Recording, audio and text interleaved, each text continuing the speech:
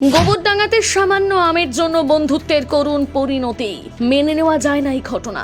আমের কারণে রাগে দুটো সন্তানকে পিতৃহারা করে ছাড়ল প্রতিবেশী বন্ধু হয়ে বন্ধুকেই চির ঘুমে পাঠিয়ে শেষমেশ পালালো অভিযুক্ত।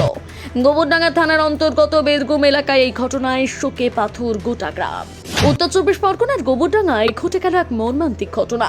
সামান্য আম পাড়াকে কেন্দ্র করে দুই বন্ধুর বিবাদ এমন ভয়াবহ রূপ নিল যে এক বন্ধুর হাতে ঝরে গেল আর এক বন্ধুর প্রাণ। এই দুঃখজনক ঘটনাটি ঘটেছে বেদগুম 1 নম্বর পঞ্চায়েতের ঝনঝনিয়া পশ্চিমপাড়া এলাকায়।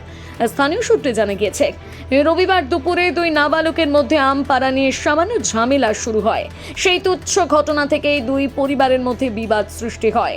এরই মাঝে 27 বছর বয়সী রাজিবুল মণ্ডল আকস্মিকভাবে 33 বছর বয়সী বসির মণ্ডলের উপর চড়াও হয়। উত্তেজিত পরিস্থিতির কারণে বসির মণ্ডল ঘটনাস্থলে লুটিয়ে পড়ে। তোড়ে ঘরে বসির মণ্ডলকে হাবড়া হাসপাতালে নিয়ে যাওয়া হয়। সেখানে তার চিকিৎসা চলছিল, কিন্তু সোমবার তার শারীরিক অবস্থার অবনতি হলে তাকে বারাসাত মেডিকেল কলেজ হাসপাতালে রেফার করা হয়। দুর্ভাগ্যজনকভাবে বিকেল 4:30 নাগাদ বারাসাত হাসপাতালে বসির মণ্ডল এই পৃথিবী ছেড়ে চলে যান। ওরা যে পাশের ওর বাড়ির পাশে বাগান আছে, আম বাগান, ওখানে বন্ধু বান্ধব মিলে সবই আড্ডা মারছিল, কথা বলছিল। হ্যাঁ, বসিক আর ওই যে ছেলেটার সাথে ঝামেলা হয়েছে রজিবুল, তো ঝামেলা হয়েছিল। রজিবুল ছেলেটা এমনি একটু গার বলটল সবই দেখায় কম বেশি, সেটা বাদ দাও। তবে তারপরে আসলাম, এসে শুনলাম যে এরকম ঘাড়ে লেগেছে, ঘাটটা কাত হয়ে গেছে, কথাটা সেরকম বলতে হবে না, হাত পা ব্লক হয়ে গিয়েছে।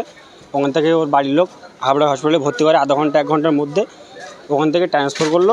ট্রান্সফার করার পরে আমি তখন কাজে ছিলাম। তারপরে আমার কাছে ফোন আসলো এখান থেকে যে 4টে নাগাদ, বিকাল 4টে নাগাদ বসিক মারা গিয়েছে। তারপরে আমরা এখানে সঠিক আসলাম, বিশ্বাস হচ্ছিল না বলে এসে দেখলাম সঠিক, হ্যাঁ, যে মারা গিয়েছে। সাধারণ একটা আম পাড়াকে কেন্দ্র করে বন্ধুর হাতে বন্ধুর এমন করুণ পরিণতি মেনে নিতে পারছেন না এলাকাবাসী। গোটা এলাকা জুড়ে নেমে পড়েছে শোকের ছায়া।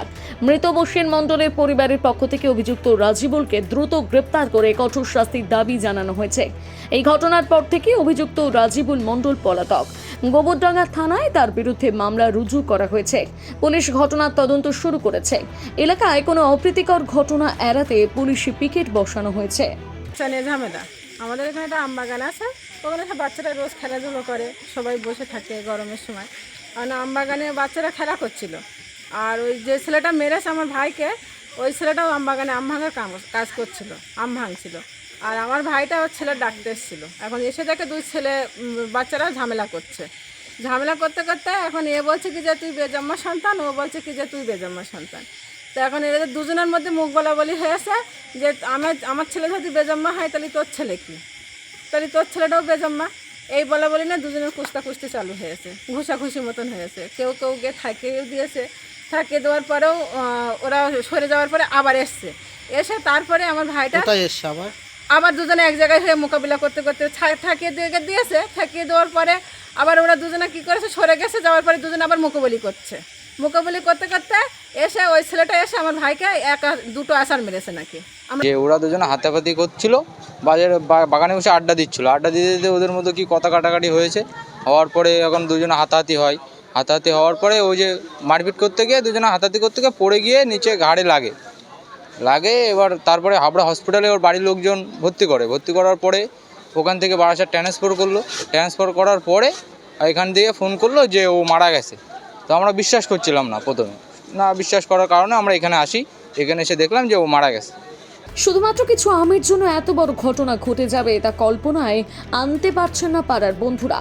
গোটা ঘটনায় তদন্তে নেমেছে গোবরডাঙ্গা থানার পুলিশ।